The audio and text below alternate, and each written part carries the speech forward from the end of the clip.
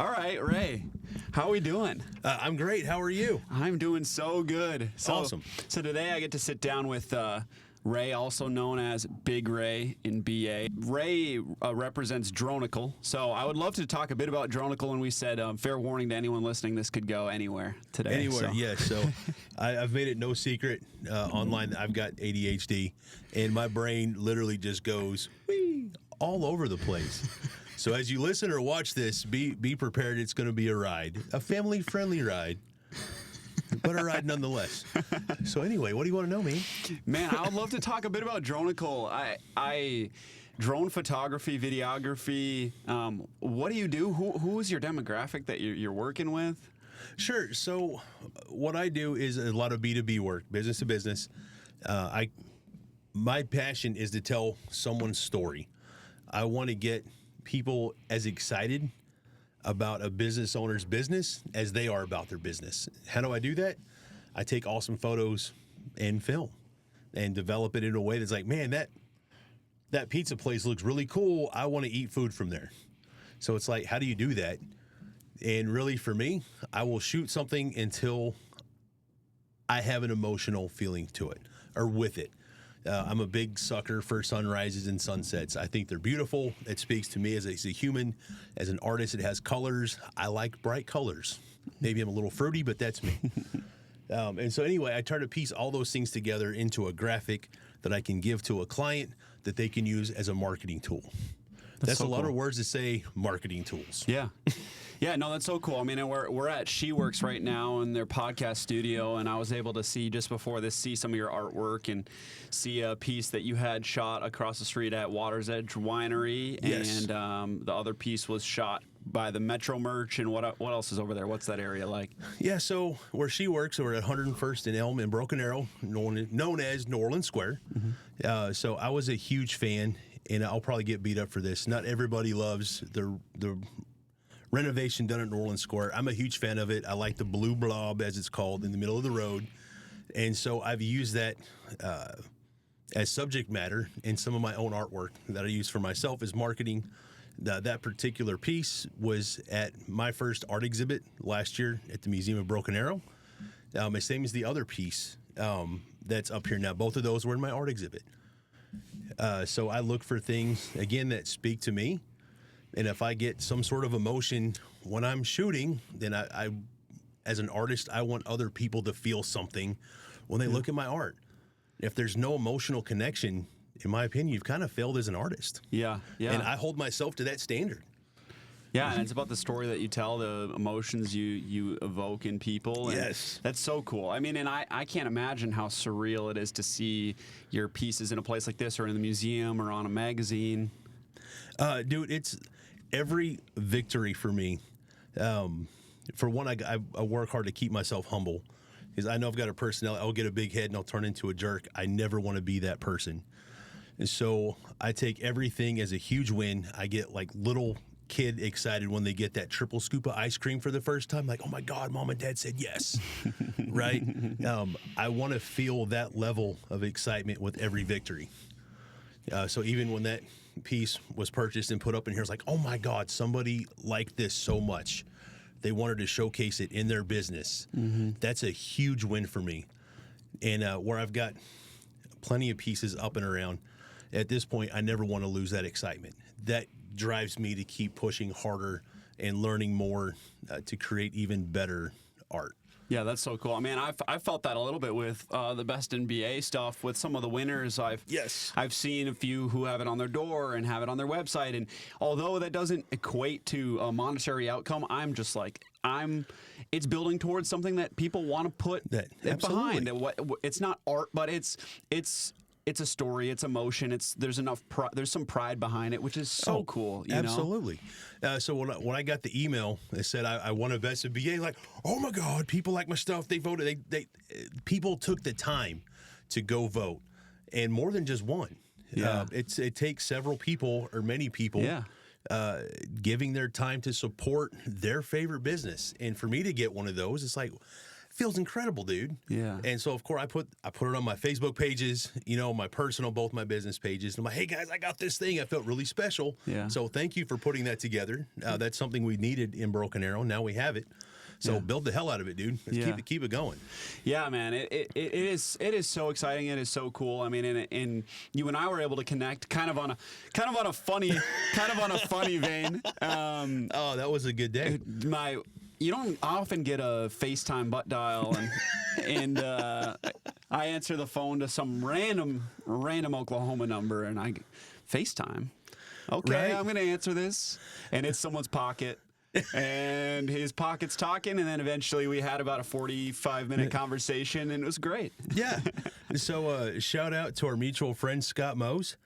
He's a guy I've known for a number of years at this point, and he had met you.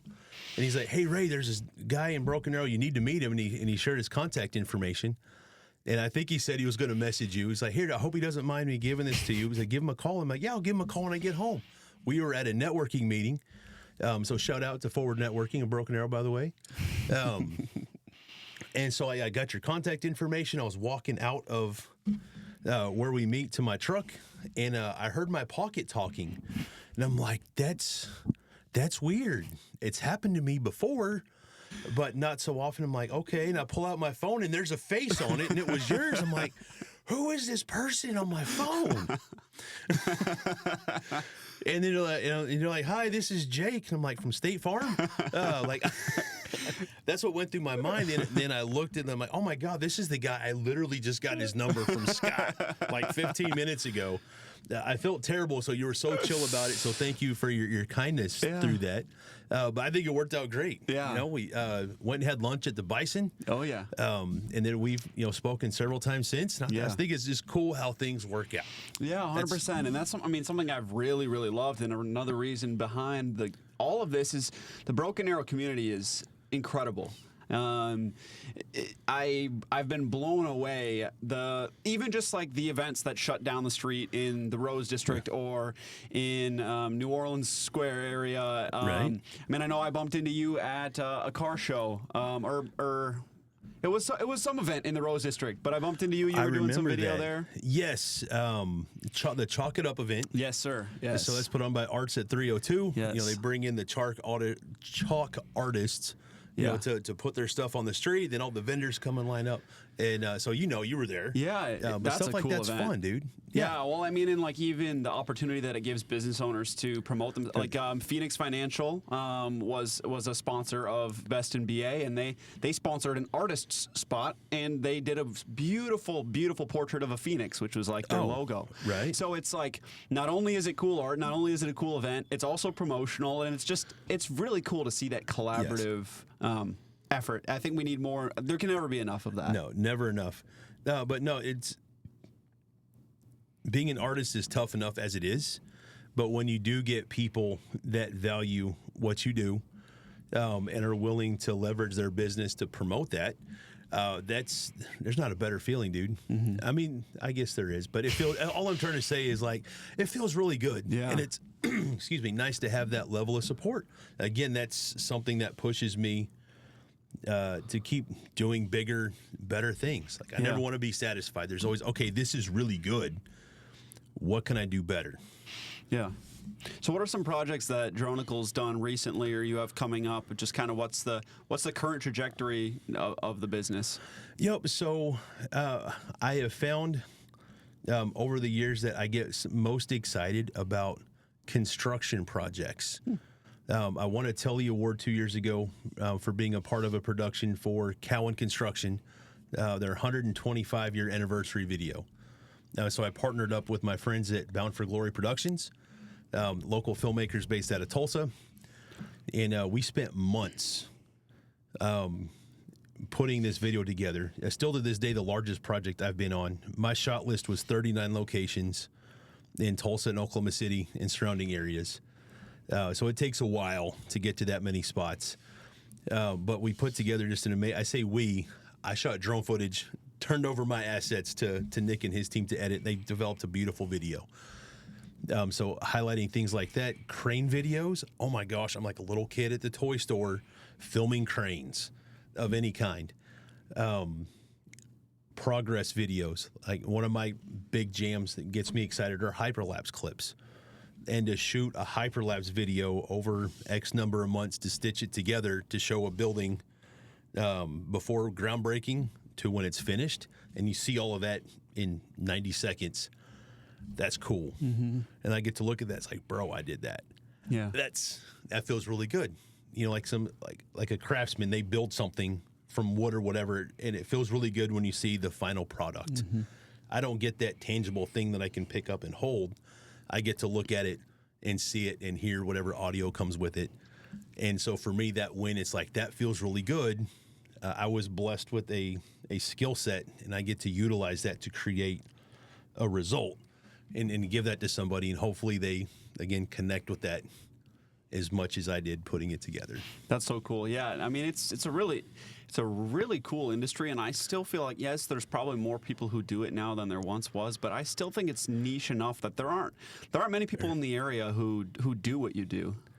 So is that fair to say? So it's not like there's hundreds of us, but there's plenty. Off the top of my head, I can think of a dozen to 15 guys. All right, so it's more than I thought. Yeah.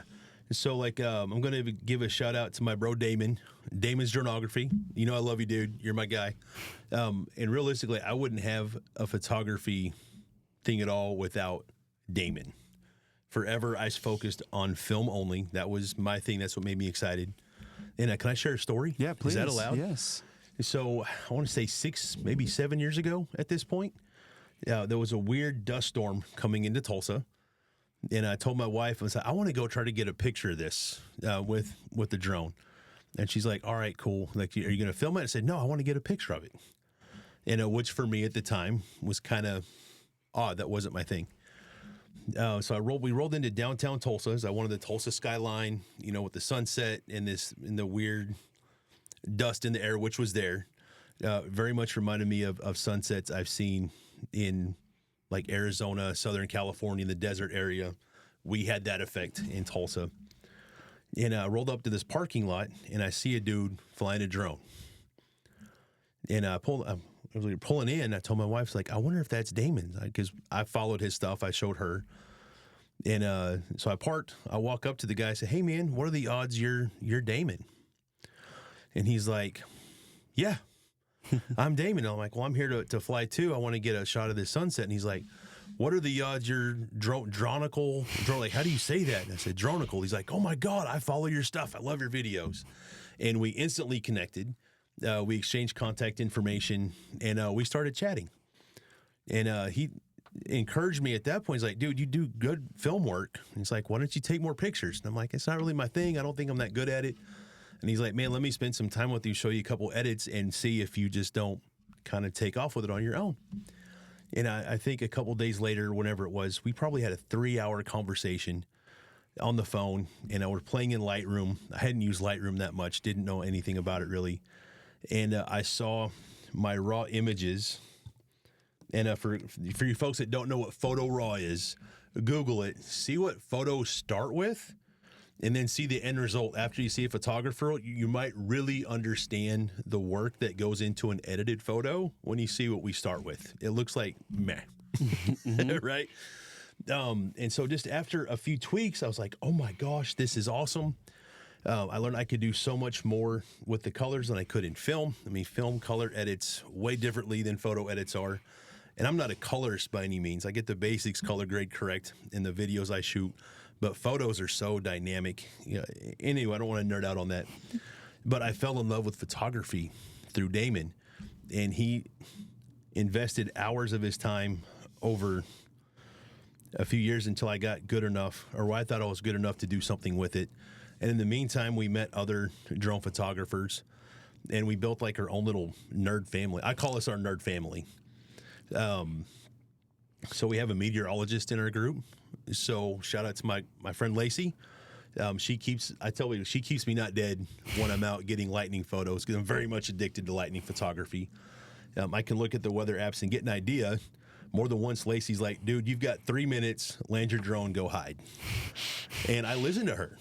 And before I leave, my wife would be like, whatever Lacey says, do that. I'm like, yes, honey, I'll listen to Lacey again. I always do. So Damon introduced me to her, and then we brought in some other folks, like the Drone Jedi out of Sapulpa. We got our friend Jess, lives in Inola. There's another drone photographer in Broken Arrow named Cody. He's in our little group, and we talk to each other constantly. And bounce ideas off each other. And a lot of times before any of us post to Facebook, we'll show like 3 or 4 images, and I'm like, which one's y'all's favorite? This one's my favorite. And we'll bounce ideas off of each other, or maybe reframe something. So we all try to help each other out. So we've all agreed that competition kind of happens at the bottom. We choose to collaborate and elevate each other. There's enough pieces of the pie to go around. Yes. And so when someone comes to us for work, I mean, I feel like, especially with anything in the art world, if someone comes to me, they've already seen my artwork, they see my vision, and they want that. And I recognize that, other folks, that somebody talks about Damon, they like his style of photography. Cool, right? If you're going to invest money in art, make sure you like your artist style, what they see. Because they see the world a certain kind of way, and you can't expect other artists to see things the way they do. That's normal. That's fine. That's human, right? So we accept that, and we help each other out. Sometimes we're busy, and we farm work to each other.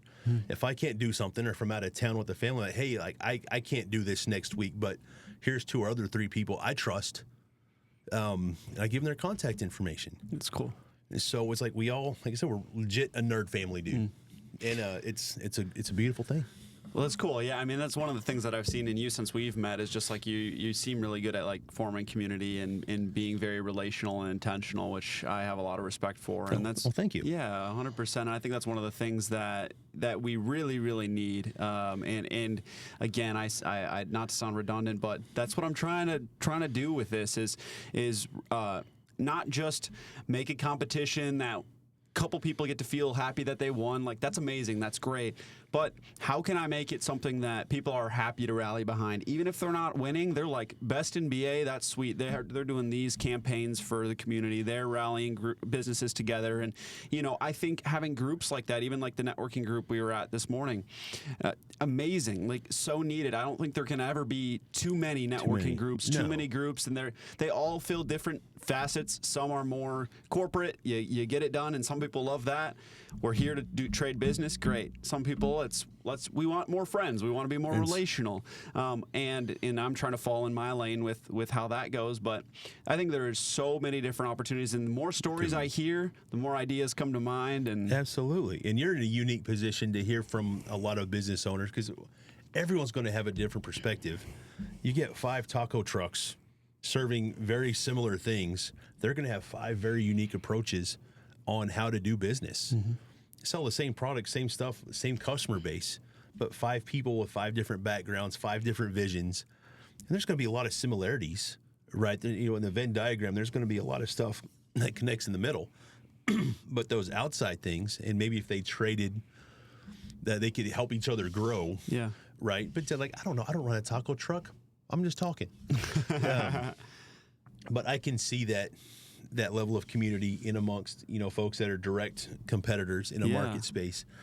They can help each other thrive. Yes. So, and I'm sure that ADHDs, and I can see how that would work with other industries as well. All I'm trying to say. It's like if it works with a random taco truck example, maybe it could work with print shops or people that sell coffees. God knows we have enough coffee shops in town, right? Yeah, well, I mean, and there are more than enough people to spend money in the area. Yes. I mean, it is a massive area, a growing area, and that's one of the things too. Not to sound doom and gloom, but the impending threat is businesses coming in and buying up all the small businesses. If small businesses fail, who's coming to take them over, right? I mean, it's just how it goes, and that's where I'm like, if we can really hold I'm not here to. This was one of the things that I got online. It's online, but people are.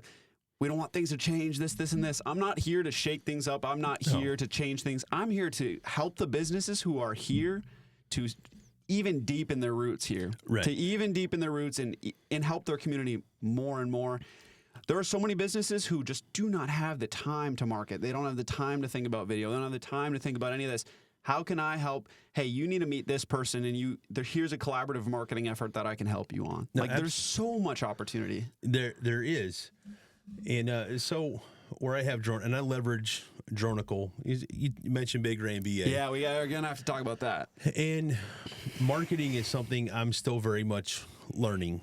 I'm a guy, I get an idea or I see an opportunity, and I will relentlessly charge the hill, oftentimes spinning my wheels, not getting anywhere just because I don't know yet. I just don't know how to quit. I just keep pushing. So when Big Ray and BA just kind of happened, that's a very organic thing. I started seeing the opportunity I provided to market for businesses, knowing absolutely nothing about it. And I'm at a place now I've learned enough where, yeah, I get hired to create content to help get attention to a business of all varieties, where I focus on food. I get super excited about food, by the way. No surprise, right? But I work to support other businesses as well. It's like I've got a following on social media now. Am I the biggest player in the game? Absolutely not. But I get millions of views regularly. Not one video, but across all my stuff, millions of views. Yeah, which blows my mind. Well, and I want to cut in there. You say you're not good at marketing, but I mean, I would push back a little bit and say the marketing that's doing the best right now is purely organic. It is authentic. It is real. It is raw. It is you. It is. I mean, that's what's winning. And you see big corporations hiring on Joe Schmo influencer with some following because they realize, oh, people are connecting with people, not brands. That's something that I've tried to hit on a lot. It's so easy to look corporate and polished and professional, and marketing agencies do that amazing. But how do they tell your story? It can look professional, it can look polished. Do people see you, or do they just see your logo? Do they just see your brand?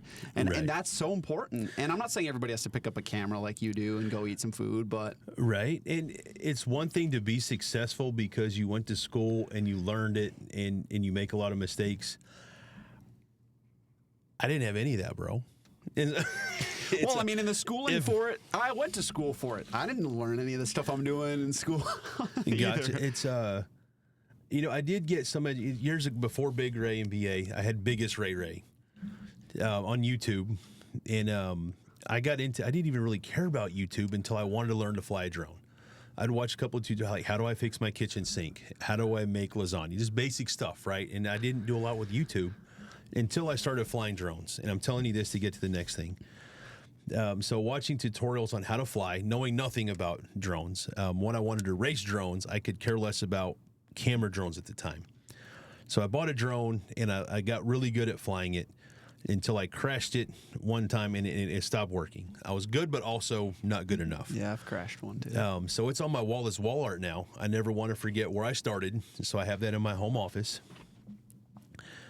And watching YouTube videos, learning how to fly and upgrade to the next thing, I stumbled on vlogging. I saw Casey Neistat specifically. Yes, love him. And I'd see this guy just taking videos of himself, flying a drone, stitching stuff together. I'm like, this looks fun. I want to try that. And so I took, my next upgrade was a DJI Phantom 4. Not an advanced, not a pro, basic 4. Nothing special about it. And I took my iPhone. Then I was using Android, and I would hold it like right here. I'm talking looking at myself, so it was awkward. But I had a blast. And I was stitching these super cringy videos together, and I'd show my friends, hey, look what I did. I'm Casey Neistat. And like, bro, okay, good job. You know how your friends are. They try to be supportive, but you know it sucks. But I fell in love with it. Yeah. And I kept going, and so I traveled a lot for my day job at the time. I took my drone everywhere I went, and I would just film my experience, and I'd put it on YouTube. I'm like, this is fun. After a few years, I got decent enough at footage. I was putting together better videos. YouTube back then, everyone would say, like, your first 50 videos are going to suck. Make the 50 videos, learn and do better. Mm-hmm. So I'm like, all right, bet I can get on board with that. And so I probably made 100 videos that sucked before. And that's cool. Again, no more formal education, just spending hours on YouTube learning. YouTube University. And I had one video I shot of the Arkansas River when it flooded, I think at this point 7 years ago maybe. And a local filmmaker saw that, and he reached out to me. He's like, hey, man, I want to sit down and have coffee with you sometime. I want to use a couple of your clips in a commercial I'm shooting for a dealership in town. I'm like, that's kind of awesome. And so I've told John this over the years. I'm like, dude, I wouldn't be where I'm at with Droneocle today without you. You gave me my first real opportunity. And this was after I got my FAA Part 107. I am a licensed and insured operator. Everything I do is legal. Disclaimer. So I had my Part 107 at the time, and I wanted to upgrade my drone, and my wife said, you're going to get your license before you drop X number of thousands of dollars on an upgrade. So I'm like, okay, fine. So I got it, and I did a couple odd jobs on the side, for cash because I could. When John came in the picture, he's a legitimate filmmaker. He's like, I'm not. So he said, I'll use your footage in this commercial. And he said to me at coffee, he's like, I'm not going to pay you, but I will bring you on the set of at least 3 commercials that I'm shooting and show you how this industry works. So I'm like, sold. And I was a PA, or production assistant, which is you pick things up, you put things down. You're kind of just the worker bee on set, right? One of however many, depending on the size of the set. And I got an education in this, and I got to be an extra in a couple of his commercials. He's like, you're a big dude. We're not going to see your face, but you're going to be in there. Good job, Ray. And so anyway, I got that experience, and then another commercial came and was like, hey, I need some drone footage for this. I'm going to hire you. And I had footage in a couple of commercials that we did for a local computer wholesale supply company. And I met another filmmaker that was there, that John was directing it. A guy named Lyndon came in. Shout out to my bro, Lyndon. And I got a story about him I got to tell you, too. So he saw my work, and he decided to hire me. Like, if John will use you, I can use you. And so I got on some serious projects with this guy. First time I saw my footage on the large screen was at the Admiral Twin on a video Lynn and I did together for Tulsa Remote. And seeing your footage on the big screen. That's cool. Bro. Can't imagine. Like, oh my God, it felt great. Yeah. A lot of people, it's just another day at the office. For me, that was a big deal. Yeah. I still haven't forgot that feeling, and that gratitude and the excitement that comes from, and then a whole parking lot full of people seeing the film that he produced that my footage was a part of. Incredible feeling. But in any case, sucking on YouTube, learning to be better. When I started Big Ray and BA, I took all of those lessons learned. And I'm like, okay, I've made a lot of mistakes. If I do this thing, how can I do it right based on my experience? That's great for making videos and taking pictures. That doesn't translate to marketing. Mm-hmm. So I just took, and YouTube, it's always been, be authentic. Whoever you are, disgustingly be yourself. Unapologetically be you. If people like it, cool. More people aren't. And you have to be okay with people not liking who you are as a person. That's part of being a human. That's okay. That's acceptable. If everyone likes you, sorry, bro, you're lying. Right? That's fake. Nobody likes everybody. And if everybody hates you, you're Jake Paul. That's intentional. Let's be real. Yeah. And I think he plays the bad guy to make money, and he's very successful at it. Yeah. I don't want to lean to that. No, I just want to be me. I am who I am. I love that. And if people like it, great. And if you don't, cool. I'll still shake your hand in public and hold the door open for you at the gas station, man. Yeah. We don't have to like each other to be friendly and respectful. I love that, too, because, I mean, I think I probably needed to hear that today, if I'm being totally honest with you, because there have been areas where, with the Best in BA brand and with some of my fitness journey and with some of that, I want to be... I've been filming videos since I can remember with an iPod, doing slow-mo videos with my buddies, filming us wrestling in our parents' basement, right? Like, I've been having fun with it. I had a drone, a hobbyist. I was making vlogs that haven't seen the light of day, or travel videos and stuff like that when I went on trips with college friends. And I'm thinking with my social media, I think the biggest thing that is holding me back, and I've been getting a lot better at it, but is that thought of...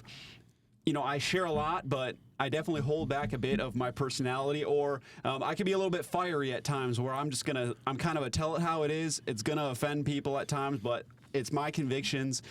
And those are the things that I really want to share. I want to do some more videos of like, this is the real and the raw behind building this business. And I think that's something that people will get behind or they'll hate it. Right. But I love what you said, where it's like if everybody loves what you're doing, or if everybody loves you, like you're not being authentic. Like Right. that's good. That's so real, and it's you get comments and stuff. It stings sometimes when you see what people have to say. Also, part of being human.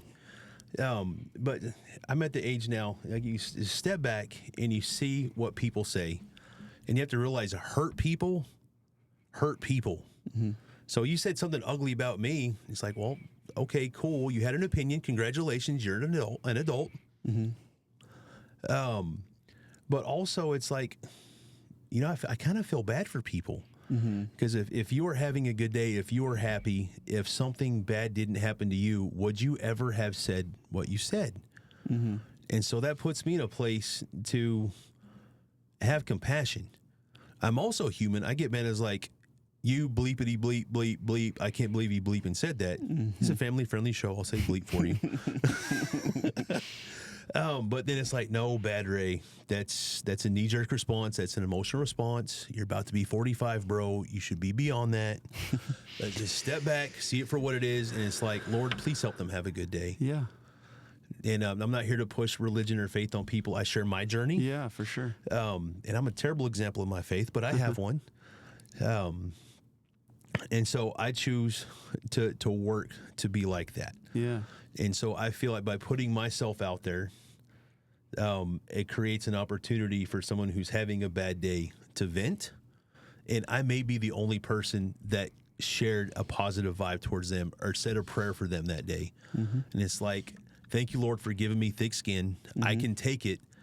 That same comment may be what pushes somebody else over the edge where they should have called 988 first. Mm. Right? So I'm like, if somebody's got to attack, let them attack me. Mm-hmm.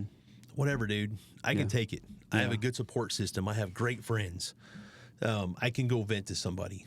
Not everybody has that. We see evidence of that, of online bullying every day. Mm. So if you got to be a jerk to me, dude. That talks about you and your character, not me and mine. Mm-hmm. You just told everybody how much your day sucks. Yeah. When people are emboldened online too, it's kind of it's a weird different world. It's not even reality. No. And as authentic and real as you are, it's still weird. Like the first time I met anyone down here, because I've been doing some stuff on TikTok and randomly the Oklahoma videos will blow up, and the first time someone said, "Hey, I think I saw you on TikTok," I'm like, what? Like, it's just a weird thing that I don't think I would ever get used to. I don't think you're supposed to. I think it's awkward. It's odd. It's fun.